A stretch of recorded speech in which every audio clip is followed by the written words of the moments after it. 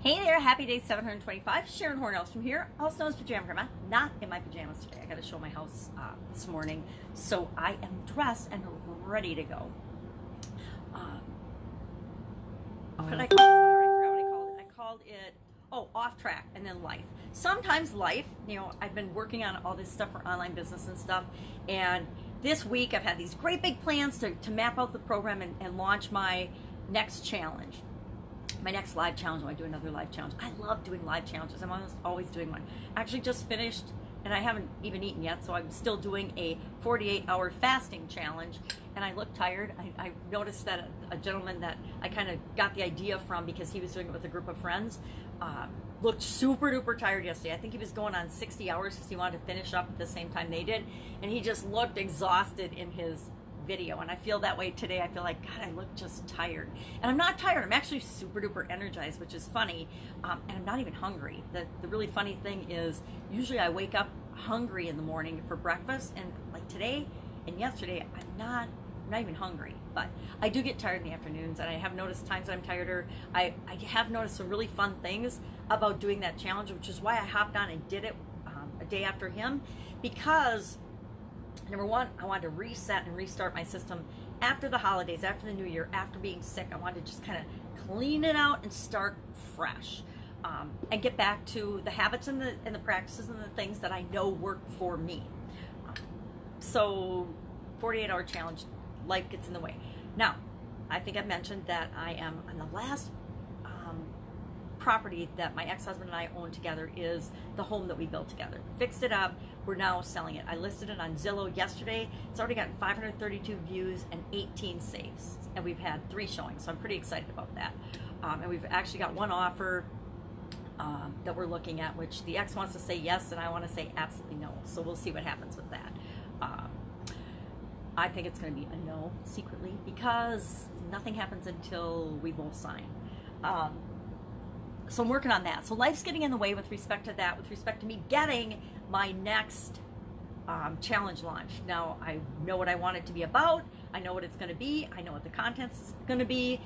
I think I've decided where I'm going to do it with respect to the community, but I want to start tweaking that community and making that audience more targeted, much, much more targeted. If you've been following me at all or listened to me ever, I have been building my online business very differently than I did my offline businesses and my corporate career. It's been, and I don't exactly understand, because I haven't gone back to think about, why am I doing that? Why am I thinking that the online world is so different than the offline world? Because people are people, business is business, and it's just the little things and the strategy. It's actually a lot easier in the online world, but we're taught to make it, we're not taught. We somehow believe that we need to make it so much harder. Maybe because offline business is so hard, we think that the online business has to be hard too.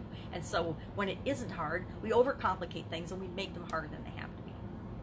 So I will find time today, sometime. I'm having a sleepover with my 4-year-old granddaughter today too. I'm super excited about that, because we haven't had one since before Christmas, because I was sick and the whole holiday season, and I didn't want her to get sick or get the flu. So we haven't had one, so I'm excited about that. But then again, I'm not going to get anything done when I'm hanging out with her, because she is my priority when I am around her. But I can still think about stuff, right? So I will still kind of keep mapping out the details of that and deciding on an exact launch date for that. I noticed that One Funnel Away is launching again February 3rd, which I think they're almost doing that monthly now, or every 6 weeks.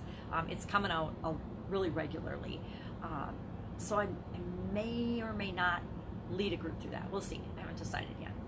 Sometimes I do, sometimes I don't. I think I've taken 4 groups through it. So we'll see if I want to do that or not. But that again is a little bit off target from what I want to do now in 2020. And then Kelly Roach, who I just watched her live launch in January, is again doing hers again on February 3rd. So it's looking like she's almost going to do hers every month as well, because that is her selling machine. That is the selling arm of hers, and ClickFunnels as well. It's one of their selling arms. They have, of course, several, but that's one of theirs main strategy for bringing people to them and incorporating and bringing people into their bigger programs, their year-long program. Now, ClickFunnels is doing their big funnel hacking live. Gosh, next week I think. I don't remember the date. Actually, yeah, next week it is. And so to me, that's really their big one, because that's when they enroll everybody into their 2 Comma Club X program, which is, again, a year-long program. I think it was $25,000 last year, so it'll be interesting to see what it is this year. I think it started out 18, 25. We'll see what it is this year. Probably 30. I'm just guessing. I don't know. Maybe 25 still. We'll see. It'll be interesting to see what comes out at that. But I'm still doing my Supersize Your Business, and again, I got so much business experience, and so much business has been, and work has been so much of my life. I'm really struggling with moving forward with helping people with business and online business, or if there's something else I want to do. And maybe I start with business, and then I use that to fund the other things that I want to do, the other projects I want to do, the other ways I want to help people.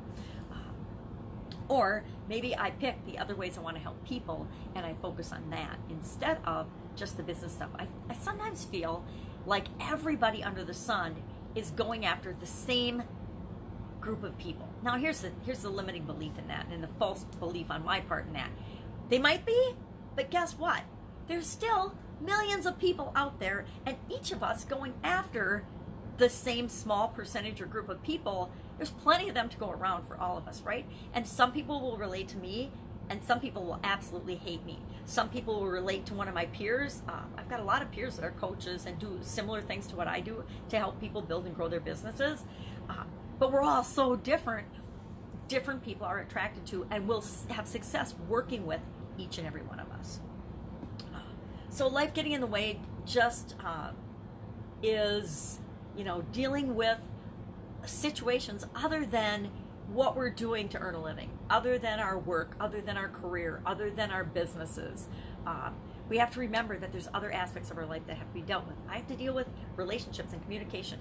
I have a huge challenge communicating with my ex-husband.